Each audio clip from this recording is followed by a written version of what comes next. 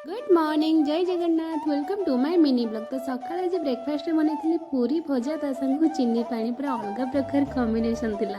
तापरे हस्बैंड जाइए मार्केट तो नहीं आसते कखारु शाग कखारु फूल यहाँ आम घर समस्त ऑल टाइम फेवरेट। तो सांगे सांगे आ डेरी न करी पूरा लंच प्रिपरेशन करी। डिनर रे आज मुझे बनई चकुली पिठा को चटनी। तो चटनी रेसिपी आपण सहित आज सेयार कर टमाटर कंचा लंका आउ रसुण को प्रथम फ्राए करदेली काढ़ी सारापर नड़िया जीरा आउ कंचा लंका लुण देकी ग्राइंडिंग कर सारापर ये भृषम पत्र छुंक देती। सेकेंड चटनी जो बनई ग्रीन चटनी बनवाई धनिया पत्र पुदीना पत्र कंचा लंका जीरा नड़िया आउ लुण देकी अल्प टिके पानी देकी ग्राइंडिंग कर सारापर सेमती ही भृषम पत्र छुंक देती टिके लेंबू चिपुड़ी देती।